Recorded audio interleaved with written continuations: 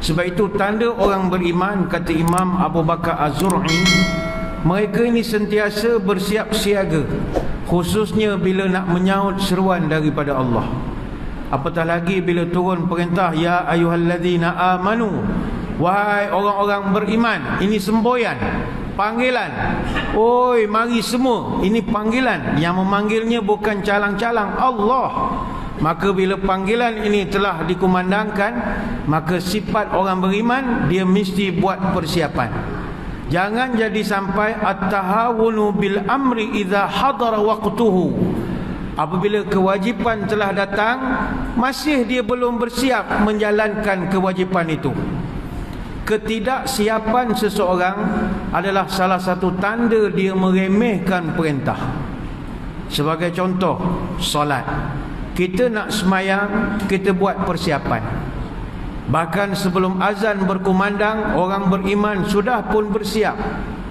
Kata Sufyan bin Uyainah rahimahullah, janganlah engkau menjadi seperti hamba yang berlagak sombong, tidak datang ke masjid kecuali hanya dipanggil. Maka datanglah sebelum azan dikumandangkan. Sampai begitu salafus salih, begitu halus perasaan mereka. Sebab itu selama 40 tahun Sa'id bin Musayyib rahimahullah, dia mesti berada dalam masjid sebelum azan dikumandangkan, sebagai simbol preparation sebelum datang kewajipan. Sama juga dengan haji, kita buat persiapan sebelum berangkat daripada haji. Maka di dalam Ramadan yang bakal bertandang kurang lebih 5 hari lagi, ayo buat persiapan. Cuma pada malam ni kita ingin membincangkan bagaimanakah Ramadan boleh dilihat sebagai satu bentuk tarbiyah oleh Allah kepada kita. Pertama, mari kita melihat apakah matlamat utama puasa Ramadan. Apakah main objektifnya. Setiap perkara dia mesti ada main objektif. Kita kalau mengarang surat, buat permohonan apa sajalah, kewangan apa saja, yang orang paling nak tahu sebelum meluluskan sesuatu, apa objektif utama benda itu diwujudkan. Dalam konteks Ramadan, main objektifnya adalah takwa. Itu objektif paling utama. Kalau kita rujuk dalam Quran, Allah sendiri menyebut, ya ayyuhalladzina amanu kutiba alaikumus siyamu kama kutiba alal ladzina min qablikum la'allakum tattaqun. Wahai orang-orang beriman. Mana panggilan untuk kita? Maknanya orang yang malas puasa, tak suka Ramadan, dia tak termasuk dalam panggilan ini. Maka kita dikecualikan daripada senarai orang beriman kalau kita tak berminat dengan Ramadan. Ini hanya dipanggil kepada yang terpilih saja. Ya ayyuhalladzina amanu, wahai orang-orang yang percaya kepada aku, kata Allah, telah diwajibkan kepada kamu berpuasa sebagaimana telah diwajibkan juga kepada umat-umat sebelum kamu. Apa sebab? Di hujung itu Allah Ta'ala sebut la'allakum tattaqun. Ini surah Al-Baqarah ayat 183. Saya ingin berkongsi pada malam ini tentang beberapa terjemahan yang bagi cara peribadi saya melihat terjemahannya kurang tepat. Apabila ada di kalangan orang yang membaca ayat ni dengan terjemahan, wahai orang beriman, diwajibkan atas kamu berpuasa sebagaimana diwajibkan kepada orang sebelum kamu, la'allakum tattaqun, itu diterjemahkan mudah-mudahan kamu bertakwa. Ada penceramah yang terjemahkan semoga kamu bertakwa. Malam ni kita nak melihat, benarkah perkataan la'alla itu bermakna mudah-mudahan? Apa makna la'alla?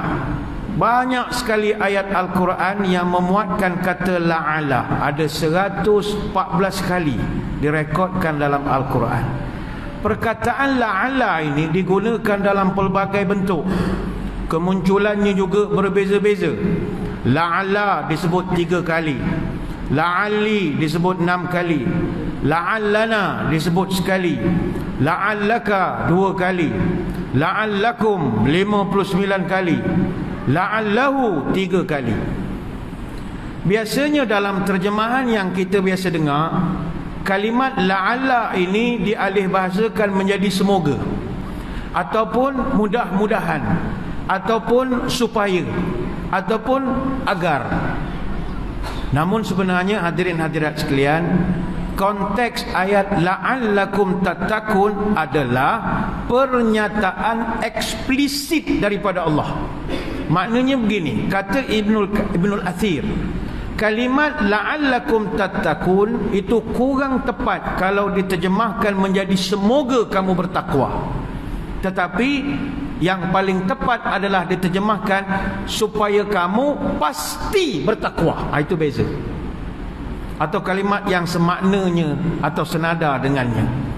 Maknanya Allah Ta'ala menyebutkan melalui puasa Allah jamin pasti engkau jadi orang takwa. Kalau bahasa Inggeris dia bukan hopefully, dia bukan perhaps, dia bukan perchance, tetapi definitely. Definitely. Bahasa kita confirm lah. Artinya kita terjemahkan, wahai orang beriman, puasalah kamu sebagaimana diwajibkan kamu berpuasa sebagaimana telah diwajibkan kepada orang sebelum kamu, dan kamu kalau lakukan itu pasti kamu bertakwa. Cuma bagaimana nak takwa itu ada syarat-syaratnya. Sama juga tattaqun. Perkataan tattaqun ini adalah kata jadian daripada kata dasar waqa. Waqa ini maknanya melindungi, maknanya menjaga, maknanya menutupi.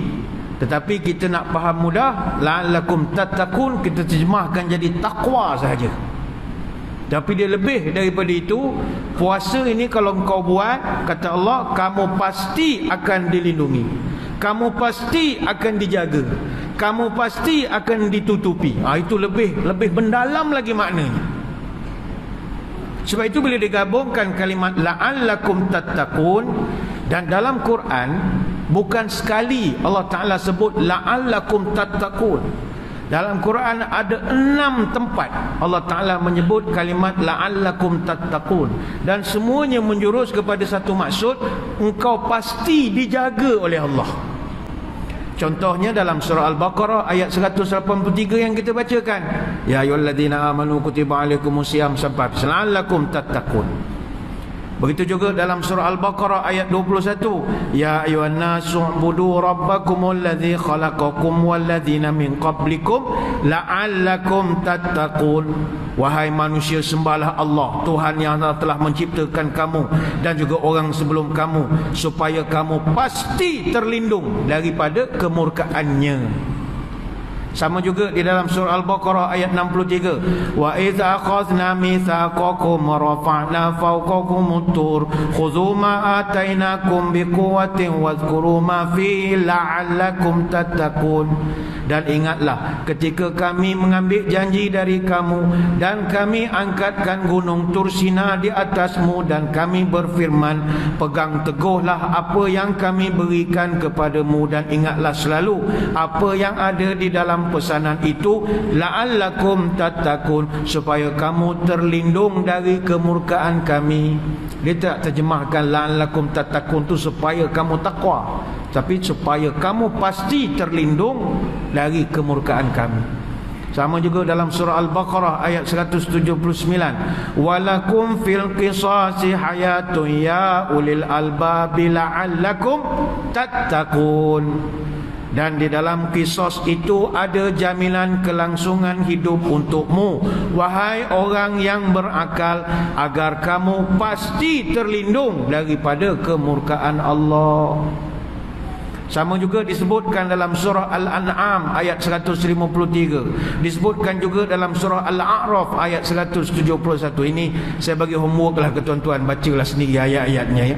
Artinya apabila Allah Ta'ala sebut, aku suruh kau puasa, kalau kau ikut law, undang-undang dia, kau pasti akan jadi orang takwa. Confirm, bukan mudah-mudahan, bukan moga-moga. Tidak, tak ada doa-doa dah, memang confirm. Dan untuk ibadah puasa saja secara khusus lagi, Allah berikan lagi penjelasan tambahan dalam ayat lain, la'allahum yattaqun. iaitu sebahagian daripada ayat summa atimmu siyama ilal lail wa la tubashiruhunna wa antum akifuna fil masajid tilka hududullah fala taqrabuha kadzalika yubayyinullahu ayatihi linnasi la'allahum yattaqun. Dan hendaklah kamu sempurnakan puasa itu sampai datangnya malam. Janganlah kamu campur isteri kamu sedang kamu beriktikaf dalam masjid. Inilah ketetapan aku, ini undang-undang aku, kata Allah. Maka jangan kamu dekati. Demikianlah Allah menerangkan ayat-ayatnya kepada manusia, la'allahum yattaqun, supaya mereka terlindung dari kemurkaanku. Sebahagian ayat 187 surah Al-Baqarah.